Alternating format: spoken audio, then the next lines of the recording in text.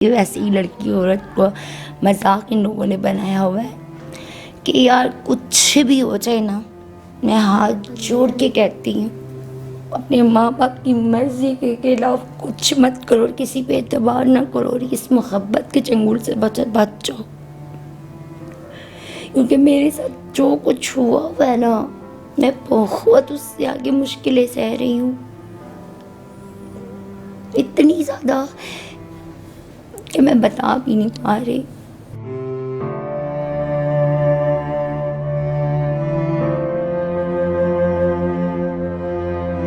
अस्सलाम वालेकुम नाज़रीन, मैं हूं आपका मेज़बान हुसनैन। आप देख रहे हैं नया पाकिस्तान। नाज़रीन, आज मैं मौजूद हूं एक ऐसी लड़की के साथ जिसको मोहब्बत ने बर्बाद कर डाला। तो इसकी दास्तान मैं इसी से पूछता हूं। अस्सलाम वालेकुम। वालेकुम सलाम भाई। क्या हाल है? ठीक ठाक। अच्छा, मुझे ये बताएं क्या दास्तान है आपकी?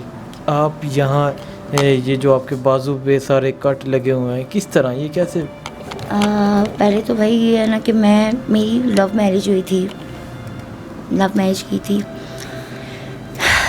और मेरे मियाँ जो थे ना, प्यार बहुत ज़्यादा करते थे मुझसे, बहुत ही ज़्यादा उनका प्यार था मुझ। और हमारी तकरीबन 5 से 6 साल से हम ना ऐसे निकाह हमने नहीं किया हुआ था, शादी हमारी नहीं हुई थी क्योंकि उसके घर वाले ये नहीं मानते थे, इस वजह से हमने नहीं की। और फिर जब नहीं वो माने मेरे घर वाले, क्योंकि हम लोग सैयद हैं और वो मलक हैं, इस वजह से हम लोगों ने नहीं ये कर पाए। तो फिर भी मेरे भाई आज तक उन्होंने कभी लड़ाइयाँ नहीं की और ना ही मेरे अब्बू को भी मैं आपको मिलवा देती हूँ, उन्होंने भी कभी किसी के साथ लड़ाई नहीं की। इस वजह से जो बड़ी मुश्किल से उसने मुझे इस मुकाम पे पहुंचा के मजबूर कर दिया था कि मैं अपने घर वालों को इस बात पे राज़ी करूं।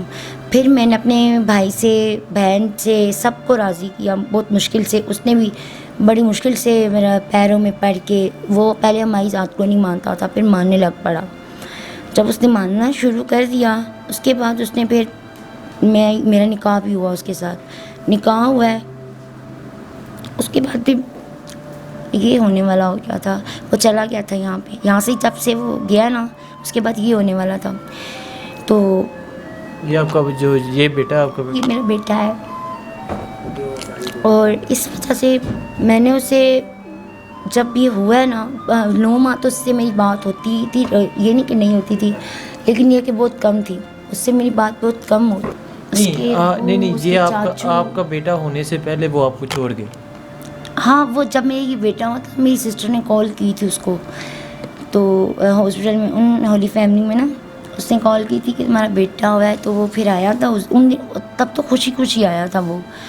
लेकिन जब वो चला गया था ना, वापस गया वहाँ 2-3 दिन रुक के, फिर उसके बाद उसके दिल में क्या कैसी किसी लोगों ने बातें क्या कुछ डाला है ये नहीं पता मुझे, लेकिन बहुत कुछ किया है, ऐसा कुछ किया है कि मुझे ख़ुद भी बताती हूँ मेरी हिम्मत नहीं पड़ी। मैं साफ आपको बताऊँ तो मेरे अब्बू हैं और ये वो कहाँ गया? उसका कुछ पता नहीं है, उसका एक निकाहनामा था वो भी गायब हुआ हुआ है। उसने आपको आप एक दूसरे को मोहब्बत करते थे, प्यार करते थे, लेकिन क्यों छोड़ के गया वो? उसको ये मेरे घर में ना कज़न थे, आते थे मेरे कज़न, क्योंकि वह झूठी बोल लूँगी आपसे तो बोल लूँगी, अल्लाह को क्या जवाब दूँगी। उसकी कज़न थे मेरे कज़न यहाँ पे, उनको ना उसमें से मेरा एक कज़न है, उसको अच्छा नहीं लगता था वो, और मुझे ये बात नहीं पता चला उसके भी दिल में ऐसे ही कुछ है, तो वो उसके साथ झगड़े उसने शुरू कर दिए हैं। और एक दफ़ा हम लोग यहाँ से आ रहे थे, एक मर्शर से आ रहे थे, उसने उसके साथ जानबूझ के लड़ाई की है और उसे ब्लेड मारे हैं। आपके कज़न ने उसे मारे हैं या आपके हस्बैंड ने? मेरे कज़न ने उसे मारे हैं। तो अब किधर गया वो आपका जो हस्बैंड? आपको क्यों छोड़ा उसने आपको? जब मुझे लास्ट टाइम उसने जब मुझे बुलाया था तो मुझे ये नहीं था कि वो मुझे डिवोर्स के लिए बुला रहा है, क्योंकि काफ़ी टाइम बाद हमारी बात हो रही थी, तो मैंने यही समझा हुआ था कि शायद यार काफ़ी टाइम बाद बात हो रही है तो क्या पता ये कर रहा है ऐसा, तो शायद बात को सुलझा ले। लेकिन नहीं, जब मैं गई उसने मुझे बुलाया सदर में, मैं गई हूँ उसके पास, उसके चाचू के घर में, उसके चाचू के घर में गई हूँ, हम लोगों ने बातें की हैं, ऐसे ही बस बात ही हुई है। तो उसके चाचू साहब बैठे हैं, उन्होंने बात की है, कहते हैं आप लोग आपस में बात कर लो। मैंने बात कर ली, उनसे बात हुई है। उसने मुझे एक शॉप ऐसे ही कागज़ सा पकड़ाया है और कागज़ पकड़ा के मुझे कहता है कि बस ठीक है, हो गया है, अब तुम जाओ। मुझे गाड़ी में बिठाया तो मैंने कहा क्या बात है अली, तुम बात भी नहीं कर रहे। तो कहता नहीं कुछ नहीं, तुम जाओ यहाँ से। मैं फिर आ गई घर। जब मैंने घर आके कागज़ खोला, वो तो सिर्फ एक कागज़ समन सा था, उसमें कोई डिवोर्स का या कुछ वो भी नहीं है। और वो कागज़ भी कैसे गायब हो गया, वो कैसे हुआ वो भी मैं बताऊंगी, ये बात नहीं है। मैं निकाहनामा भी गायब वो निकलवा लूँगी उससे। लेकिन असल अब बात ये है ना, अब उसका मुझे नाम पता है कि वो कहाँ पे है और कहाँ पे नहीं वो है। आपको छोड़ के चला गया? हाँ जी, है लाहौर में है। उसने पता नहीं शादी कर ली है कि नहीं। बच्चा आपका कितने साल का है? बच्चा मेरा है 10 साल का है। 10 साल का? बच्चा मेरा 10 साल का है। और ये मेरा भाई है, एक अब्बू है नीचे। अच्छा, ये 10 इनका कहना है कि इन्होंने लव मैरिज की थी, तो इनका हस्बैंड कुछ मंथ बाद इन्हें छोड़ के चला गया था। तो 10 साल से ये अपने बच्चे को संभाल रही हैं, तो किस तरह गुजारा कर रही हैं, किस तरह नहीं कर रही हैं, ये बेहतर जानती हैं। तो इससे पहले ये कह रही थी कि हम किस तरफ चले गए हैं, मैंने गलती की, मैंने अपना घर बार छोड़ा उसके लिए और उसने मुझे छोड़ दिया।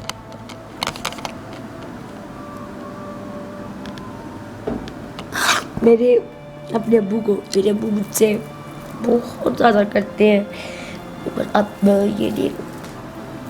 लेकिन उसने जो मेरी ज़िंदगी में ऐसी हलचल मचाई, वो जो मेरा कज़न था, उसने मेरे खिलाफ ही बातें उसको गलत बताई जो है भी नहीं थी। अच्छा, वो उसी बातों की वजह से उसने आपको छोड़ दिया? अगर उसको यकीन नहीं था तो उसने क्यों निकाल दिया? तो फिर उसने क्यों ऐसा किया था, ये नहीं मुझे पता। अच्छा, ये आपने हाथों पे, ये अपने बाजुओं पे ये सारे ब्लेड मारे हुए हैं, क्या वजह, ये क्यों आपने की? कहीं से जलाया हुआ है ये सारे, के क्यों किया? आप खुद को तकलीफ क्यों देती हैं? क्योंकि वो पिछले दिनों पे काफ़ी ज़्यादा मेरे घर वालों ये के देख सकते हैं, ये देख सकते हैं, ये सारे इनके बाजुओं की हालत देखें। ये ऐसे टर्न करें इस बाजू को, अभी भी ना मैं खाना खा सकती हूँ और ना ही में मुझसे पानी पिया जाता है। क्यों नहीं पिया जाता? क्यों आप अभी तक ये हालत क्यों की हुई है अपने आप में? क्योंकि मेरे घर वालों में से भी ऐसा कोई नहीं है जो आपको रखे। ना मैं अपने बच्चे की जिंदगी बना, हमारी मैं कैसी उलझन में फंसी हुई हूँ। तो आपने दूसरी शादी क्यों नहीं की? हाँ हुई है, बहुत ज़्यादा ऑफरें हुई हैं, शादी की भी ऑफर हुई है, ये नहीं कि नहीं हुई, लेकिन मैंने की नहीं है क्योंकि उसकी वजह से नहीं की? बहुत एतबार टूटा है मेरा। तो जब एक इंसान ने मेरे मज़हब को करके इतना बड़ा मुझे धोखा दिया है, तो किसी और पे एतबार कैसे कर सकता है इंसान। मेरी अम्मी नहीं है, हमारे घर में सिलेंडर फटा था, मेरी अम्मी बहुत हुई आपको है। वो याद आता है आपका हस्बैंड? बहुत सारा। आपका जो निकाह से पहले जो प्यार आपका, कहते हैं कि हमने लव मैरिज की थी, आपकी जो मोहब्बत अभी थी, भी मेरी कंडीशन ठीक नहीं है। नहीं आपने कहा कि निकाह से पहले आपने लव मैरिज की थी, तो निकाह से पहले कितने साल रिलेशन रहा था आपका? तकरीबन यही 4 से 5 साल था। 4 से 5 साल? जी 4 से फिर 5 आपने साल आपका था। निकाह हुआ, फिर वो मेरा निकाह हुआ है। वो कुछ मत बाद ही आपको छोड़ गया। तो कुछ मामा जब उसने ऐसी कुछ बातें हुई, उसने अचानक ही मुझे छोड़ दिया। मुझे तो ये भी नहीं मौका मिला कि संभलने का यार, कि एकदम से उसने मुझे कागज़ पकड़ाया और एक टिशू की तरह। अभी आपने ये पूरा ये मोहल्ला हमें नहीं जीने दे रहा, ये पूरा मोहल्ला हमें नहीं जीने दे रहा। अच्छा, इनका कहना है कि उन्होंने इसको इन्हें टिश्यू की तरह फेंक दिया, और ये 10 साल से अपने इस बच्चे को संभाल रही हैं, घर वालों ने निकाल दिया, हस्बैंड ने छोड़ दिया, अब ये खुद के गुजारा कर रही हैं। पूरा मोहल्ला तंग करता है। आप मेरे अब्बू से भी ये बात कर सकते हैं, अगर आपको अल्लाह ने मेरी शायद दुआएं सुन के अगर भेजा है, कोई ऐसी वसीला बनाया है, तो मैं यही अगर वो आपको देख रहा हो, क्या उसे क्या पैगाम देना चाहेंगे आप? उसे मैं यही कहूँगी कि खुदा रहा। अच्छा ये बताएं, मोहल्ला क्यों तंग करता है आपको? मोहल्ले वाले बहुत तंग करते हैं। क्या तंग करते हैं, क्यों करते हैं आपको तंग?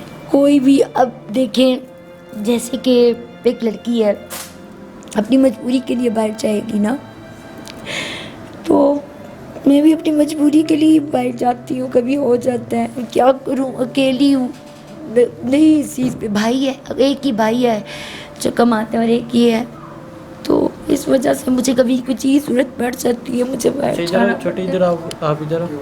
हाँ, आप क्या कह रही हो? मोहल्ले वाले क्या कहते हैं? तंग करते हैं, क्या कहते हैं? वो झूठ मारते हैं। एक लड़के ने मेरा सिर भी फाड़ा था।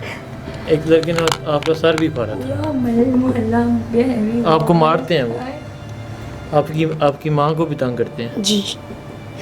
ये भाई अगर ये सच है ना तो मैं एक ही बात कहूँगी, मैं खुद तंग हूँ अपनी ज़िंदगी से। मैंने 3 से 4 दफ़ा मरने की भी कोशिश की है। क्यों? खुद को क्यों आप तकलीफ देती हैं? खुद को क्यों आप? क्योंकि जब ये घर वालों के ताने सुनती हूँ, सगी बहन ने ऐसा कर दिया है, भाइयों ने, बाप ने किया। बाप अभी 2 दिन हुए ठीक हुआ है। मैं 2 दिन ऐसे ही कमरे में पड़ी रही थी, ना खाना ना पीना ना होश। ऊपर से ये लोग बाहर निकल जाओ इतना तंग करते हैं। कभी कोई कहता है पागल, कभी कोई कैसी बातें करता है, कभी मुझे समझ नहीं आती मैं क्या करूँ। मैं अपने तो होता यार चलो बता, पर हो भी जाए, इस बच्चे का मैं क्या करूँ, इसका क्या कसूर है। और मेरी ज़िंदगी में एक मेन मसला ऐसा है कि जिसको मैं नहीं सुलझा पा रही। पता नहीं क्यों ऐसा। ये इमरान साहब सिर्फ बातें करते हैं, लोगों को काम नहीं करते। अच्छा, आप अगर आपका हस्बैंड देख रहा हो, उसे क्या पैगाम देंगे? उसे मैं यही कहूँगी, वापस आ जाए, वापस आ जाए। वापस आ जाए। इनका कहना 10 साल हो गए हैं, उसे मैं अभी भी यही कहती हूँ कि वो वापस आ जाए।